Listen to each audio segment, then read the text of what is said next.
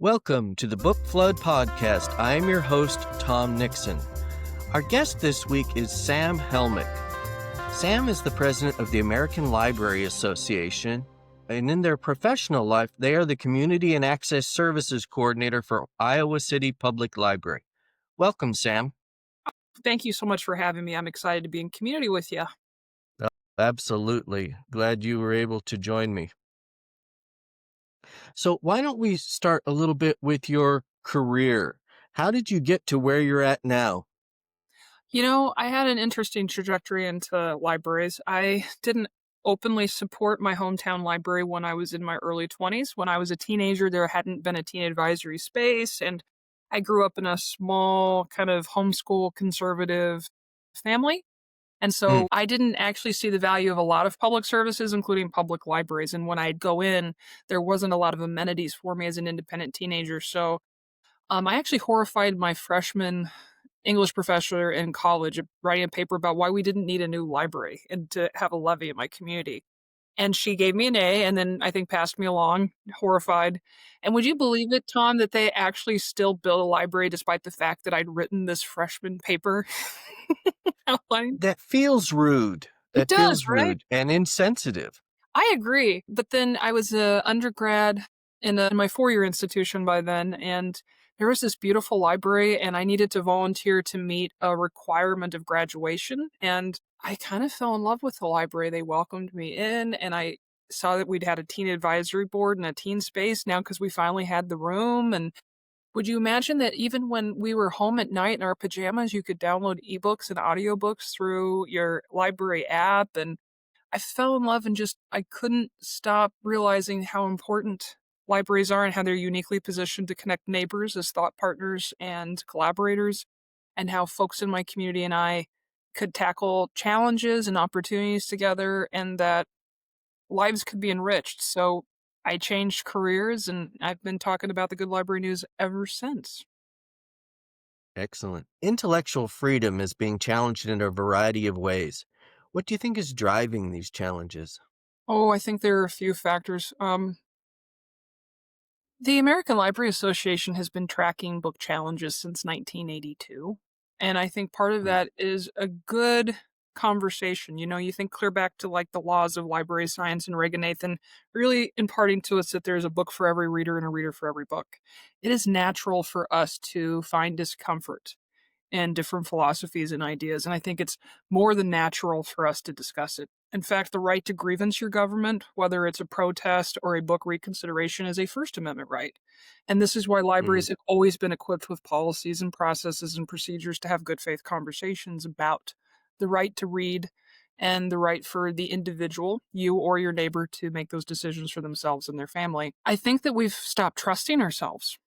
I think we've stopped having faith in our ability to make those decisions on our own behalf. I think trusting our neighbor to make those decisions, trusting our institutions to work through those policies and processes and procedures. And that's a pity, because even our founders 250 years ago, when they were creating this unique form of government, recognized that access to information and opportunity and a public square full of resources, like a library, would be useful in trying to develop a more perfect union. Never perfect, but more perfect over time. And there are specific factions who I think are disenfranchised with the world. And what I mean by that is, I think that we thought it would be all Orwellian, dystopian, and information would be suppressed. And so we had been equipping ourselves to understand how to avoid that future. And I think we were less equipped to think about the Ayn Randian perspective of dystopia, where there's so much content flowing at you all the time that it becomes distracting and you really stop valuing the currency of information. And because we live in an internet age, a digital media app age, I think what is happening is folks are conflating content with information.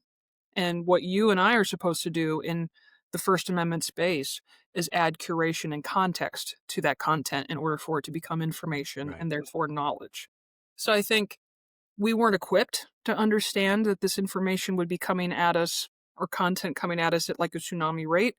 I think we undervalue content and information now. I think that the global pandemic really sort of psychologically deconstructed a lot of what we have really taken for granted. in our institutions and our Mm, policies and procedures, and it's so much easier to tear down than it is to build. It is so much easier to look at books on a shelf than it is to really think about the fact that our children have cell phones in their hands more hours of the day than they should, and that it's not only right. exposing them to ideas that parents have no idea about, but it's also creating like a dopamine addiction and different social mores and norms than what they're encountering in the real world. But Tom, I think that we should be having cultural relevant conversations, gender expression, sexual orientation, critical race theory, and it's a pity that those have been dismantled to the concept of a culture war. But if they have, it's important to also mention that the culture war is distracting us from the class one. We are the cornerstone of Mm, democracy libraries in part because you cannot progress as a society unless you're an informed society. You cannot be a people that leads itself of and by and for unless you can continue to grow in knowledge and access and opportunity. And I think there's a lot of quick capital to be made by dismantling public institutions that provide access to information and opportunity in a quote unquote information age. So I hope that that really honors your question, but I think it is important to remind your listeners that every time you see an attempt by a community or a piece of legislation or policy to eradicate that concept of trust that communities have at that local level, at the person, family, community level, you always typically see that it's followed by let's defund these institutions. And so we're finding information and content increasingly becoming a pay to play model. And that is not going to support our national infrastructure, our national security, or our pursuit of happiness. it's interesting. You tied together a number of things, including the pandemic and how that has affected this. As an older person, when I look back, people want to think that this is a new thing happening now and that it wasn't happening 5 years ago, 10 years ago, Yeah. maybe at a different trajectory, Yes. but it's been happening for a long time. Well, and librarians, like, I'm going to paint with a broad brush here, right? We're Hmm. one of the most publicly trusted faces of government in our institution. We are thought partners. We are uniquely positioned to think about the best for our public. And I think that makes us a safe outlet for dissatisfaction and fear in Mm, the world around us. And because learning is always a vulnerable process, and we have always tried to thought partner and support that process historically in our nation. And when you have to learn to navigate a completely different world, whether that's because of climate action or global pandemics or the onset of just ubiquitous, nonstop information coming at you, sometimes I think it's easier to punch down than it is to figure out how to build. And so you're right, like true. we've been tracking this for quite a long time. Banned Books Week has been celebrated, or I guess the awareness of it to our communities since 1982. But in the last 5 years, we've really seen an unprecedented, even expanding beyond McCarthy era level of censorship. And I think part of that is folks scrambling to control what they can and and Right. feeling powerless and recognizing that this is a space. Libraries have always been one of the easiest spaces to engage in civics. Getting a library card is Mm, one of your first social contracts. You can run for the board, you can volunteer, and you make immediate, instant community change. And it's not lost on me that libraries would be spaces of these community conversations. I just am really sad to say that we're seeing that at least 72% of these challenges in the last year came from special interest in political groups, not from parents or patrons in the community. So folks are co opting that fear and directing it in a way to dismantle equitable access, and we need to not let folks manipulate our fear that way. mm. What do you see as the evolving role of librarians in our democracy? Right? So I think the evolving role of librarians in our democracy covers a lot of things. The first is the importance of being the people. Our last attorney general talked about an epidemic of loneliness, and libraries are that space where neighbors become friends and thought partners. The moment I fell in love with the concept of libraries was I was volunteering. We had a summer reading program. The Iowa State Extension Office had these wonderful graduate students who were bringing in an insect zoo. And in rural America, bringing in like a box of bugs for kids to pet is a huge program because library programs are often like the family vacation, you know? Mm, 'Cause we can't afford to do this or do that. We want to make sure our children are educated and entertained through the summer. So we had like hundreds of kids. We had 2 showings. I remember this. And a little person, completely different race, gender, age, came up and said, "Sam, if you hold the tarantula, I'll pet him." And I had that 6-year-old on 2 technicalities, Tom. First, I don't do spiders. And the second is, spiders are technically arachnids, not bugs. So Iowa State Extension Office, what do you mean insect zoo? I'm like, I'm going to write some formal papers of complaint here. But that was the moment I realized that there's nowhere else but a library where like complete strangers who share a community but have never shared space or experience together can come together and learn and tackle the fear. So I either passed out and this has been like an elaborate freedom, like a fever dream, and I'm like prone on the Burlington Public Library lobby ground, or that was the moment I fell in love with libraries, and I know that there are a lot of Sam Helmicks out there. And so what we need to do as library workers are tell those stories, remind people that when we say libraries are welcome to all, that's what we mean. Remind people that they can only be the people if they actually do assemble, if they do use their speech, if they do, come together for ideas. And then I think it's important for us to impress upon the American public a couple of concepts. The first is that there is no free inquiry without privacy. And so as we have an increasing surveillance tracking you, you become the algorithm product state, reminding folks that it is our professional role through the Library Bill of Rights to teach you about your privacy and to uphold your confidentiality and to inform you of the implications of that will become increasingly important. I think in the age of AI, particularly, your algorithmic and privacy rights are something that libraries are uniquely positioned to speak to. And what we could learn as library workers is to demand a seat at that table, to be thinking about our communities in a way that we didn't during the digital rights management conversations, because libraries are paying 4 and 5 times over for digital materials than the average consumer. And that's just not appropriate, right? If I'm buying like a digital material and it's costing me multiples over what it would cost me as an individual consumer, what that's teaching me is that patrons' consumer rights and tax dollars do not have a seat at the table. And so we need to be impressing upon our communities not only the importance of their privacy, but the importance of their consumer rights through public services and tax dollars, because we're trying to be great stewards. But we can only do that when legislation and policies and, frankly, budgets support it. And then more importantly, I think that critical assessment of content. If we're going to have deep fakes and we're going to have artificial intelligence and we're going to have a world in which you and I have instant access to global developments, we need to recognize that we're a species that wasn't necessarily designed or evolved to handle that today. And so we're going to have to find mechanisms in which we assess content until it can become information, and we critically analyze data as it comes to us, and that we learn that it's important to teach Americans how to think versus what to think, and impress upon them that the only way that we can robustly do that is by supporting libraries with legislation and funding. Right. Which the funding part is becoming a bit of a challenge because of the federal government these days. Yes. Where do you think collective advocacy fits in all of this? So advocacy is my jam. I'd put it on toast every single day. And it is because it's not actually easy for me to admit to folks that I wasn't supportive of libraries, right? In 2007. But the power of libraries is that less than 20 years later, you can be one of the faces of the profession. And the Right. importance of that is that libraries transform lives. And so folks gathering their stories becomes increasingly important, and folks recognizing that our representatives are elected to represent our values. And over 70% of Americans, according to third-party studies, have no interest in abridgment or censorship for any reason, which Hmm. is pretty impressive because I don't think that many Americans agree water's wet. So Right? I think it's important to remind ourselves of that common ground. We say baseball is the national pastime, but more of us go to libraries every year than baseball games. Recognizing this has been a 250-year-old value, it's been embedded, and it's improved over time and tried to become more perfect, just like our union has over time.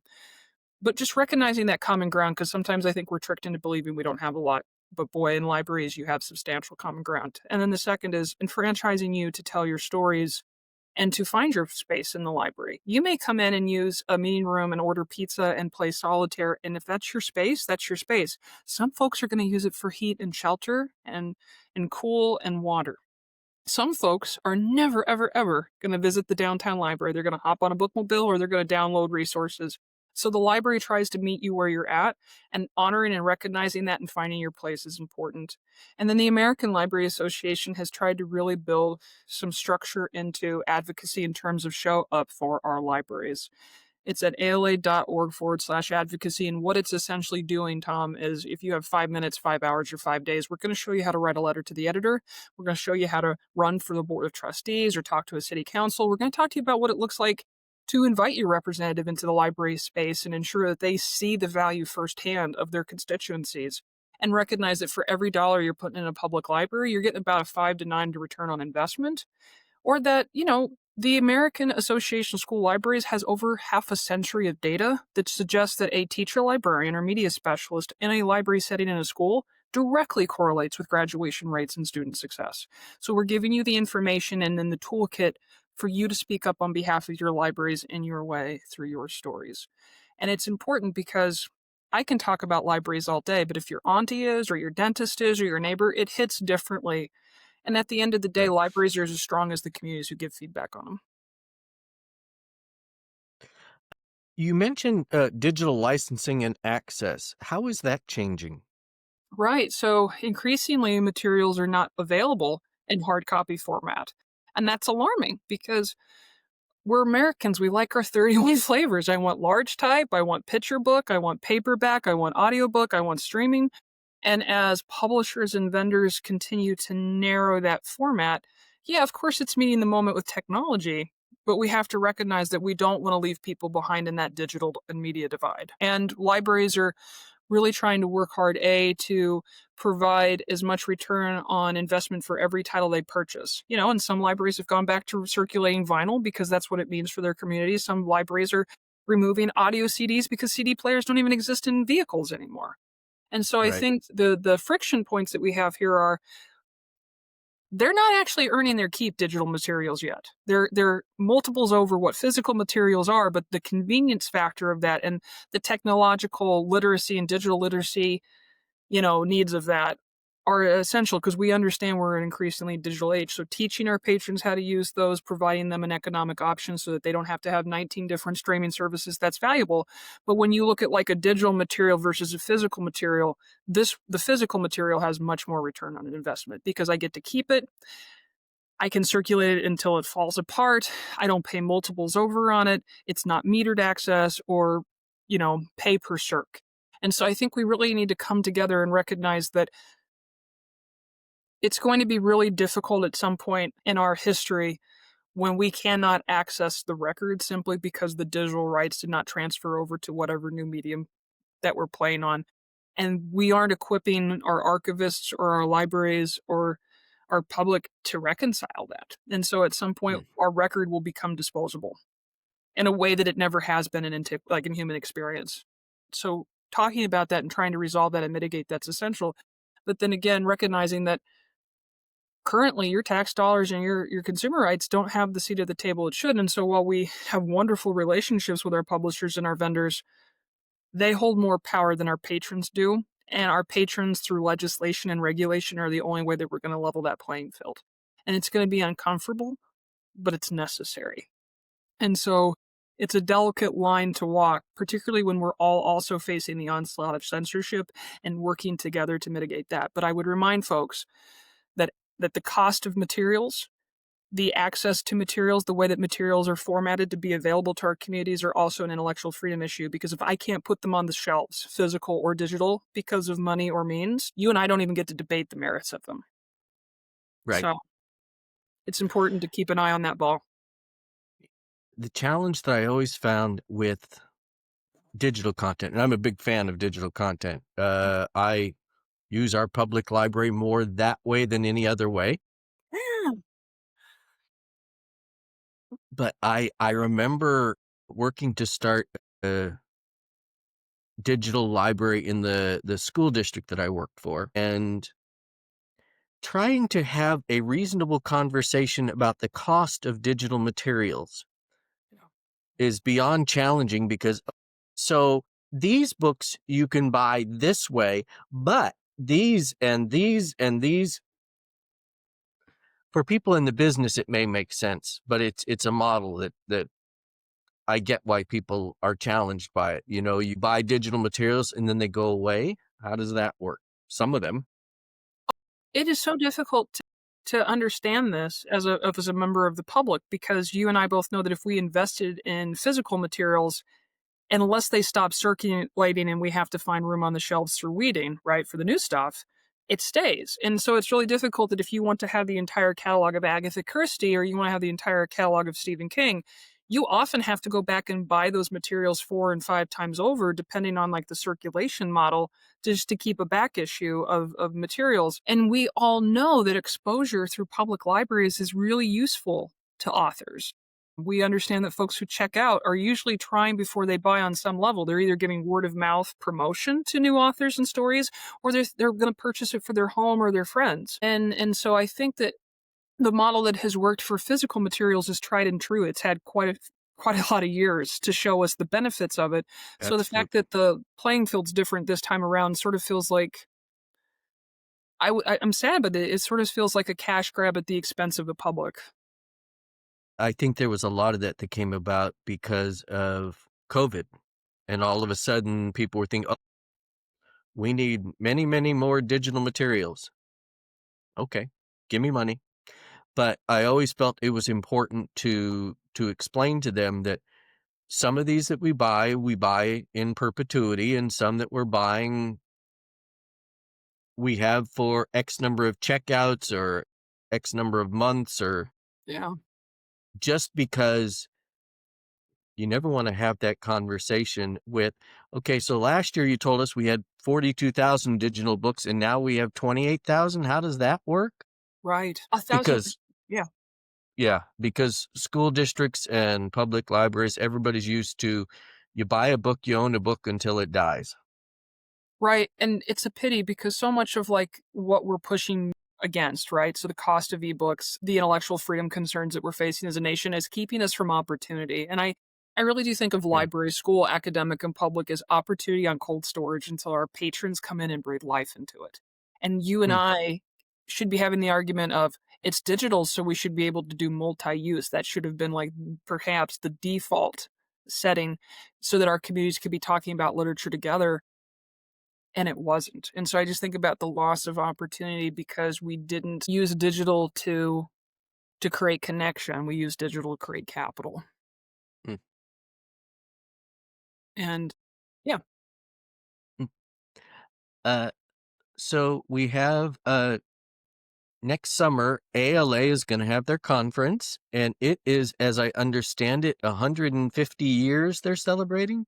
you can't not believe how relieved I am that Maria, President-elect Macaulay, gets to say sesquicentennial all year because I'm still tripping over that word, but it's a delight to think about the fact Oh, that a century into our country we began, and to be the oldest and largest library association on the planet is pretty humbling. You're right. Yes, our sesquicentennial is next year. It kicks off at the end of June.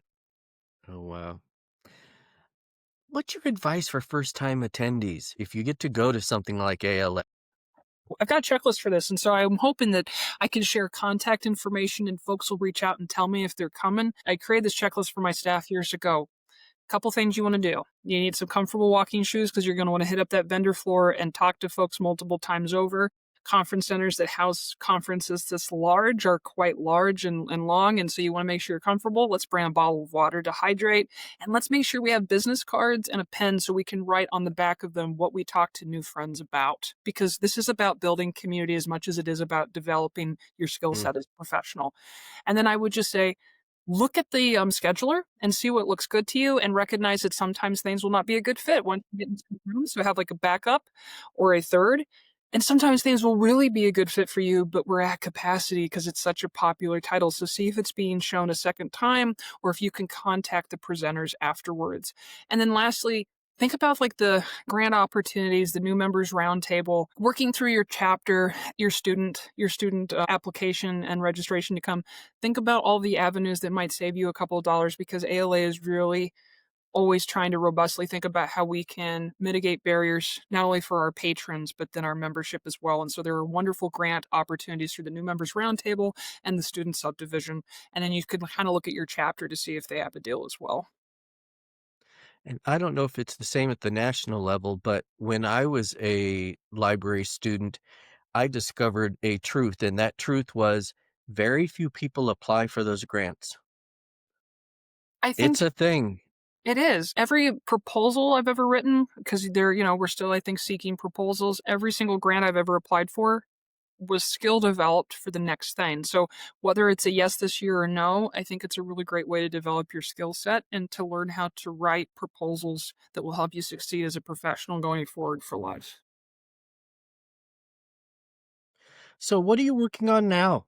Either for ALA or for whatever? Uh, That's a kind question. I was really excited about the Interfaith Alliance that has joined up as a partner for Unite Against Book Bans, which is one of our Mm, the largest consortium of anti-censorship movement maybe in the world, definitely in North America. And what we have been producing together this year has culminated in a wonderful podcast. Like we had a really great conversation. Then we just had a wonderful panel talking about how interfaith communities can support libraries. And they have launched with Unite Against Book Ban Faith for Libraries. Because I think that libraries provide a lot more common ground than folks think. And occasionally, these two mm. groups in American life have been pitted against each other, despite the fact that they both share an amendment and they're both institutions of enlightenment and support. So that's been really joyful for me lately.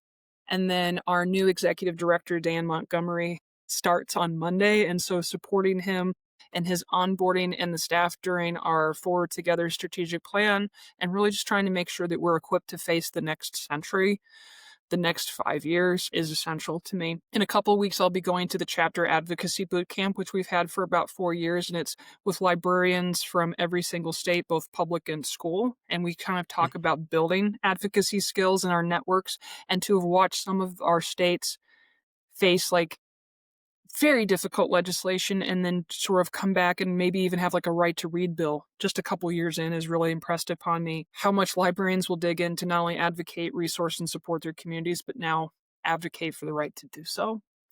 And then on a personal note, I've met so many wonderful people and seen so many wonderful places, and the opportunity to just remind folks that even if they're having a C+ day, they're contributing to public good has probably been the honor of a lifetime. I have an inbox folder that's called Happiness, and folks around the nation will tell me how they're changing people's lives, and they share their stories with me, and that's been really quite wonderful. And someday I wonder about maybe turning that into a book, because the positive things that libraries do for people can't be told enough.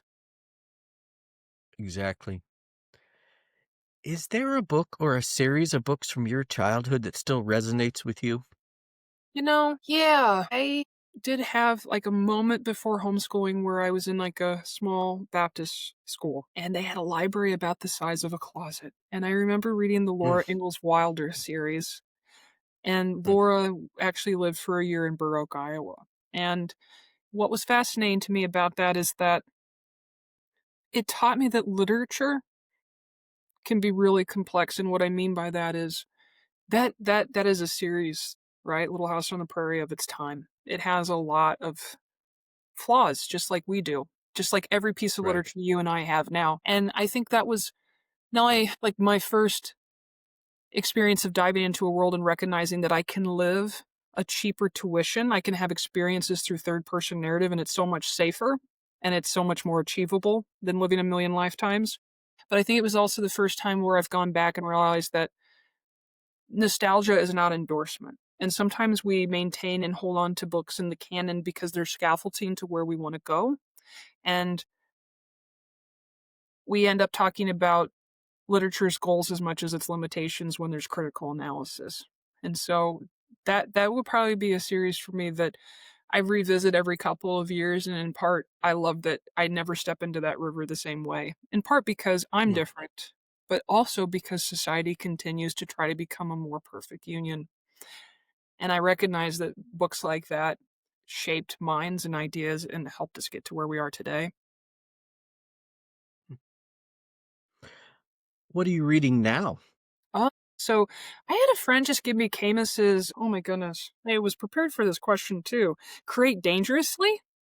And so I'm Hmm. really learning about Camus's approach to like our social responsibility in art. My other side thing that I kind of do for myself every day is I either grab a cup of coffee or go for a walk and then I write a poem because I think that's kind of the way I'm journaling this year as president. And my poems are really always trying to be authentic to the feelings and emotions, whether it's like the day after the election or being the face of some of the more unpopular things that has to happen when you reorganize an association at such a national level to just, that happy inbox is the zenith of my experience, but also understanding what library workers are going through and budget cuts and just pushing to do public good and it shouldn't be this much against stream. That's the nadir. And so I really appreciate that this book was gifted to me by a close friend because it's reminding me that if the soul exists, it's like a muscle. You have to break it apart for it to get stronger. And sometimes the best way to do that is through truth and art. And books do that for us. Poetry does that for us. Libraries allow us to do that in probably the safest, most collaborative way possible. Well, Sam, I want to thank you so much for being on the podcast. And for those listening and watching today, please remember to like, subscribe, and share at any of the many podcast platforms we're on. And again, thank you, Sam. Thank you so much, Tom. It was a delight to connect. Absolutely. Thank you.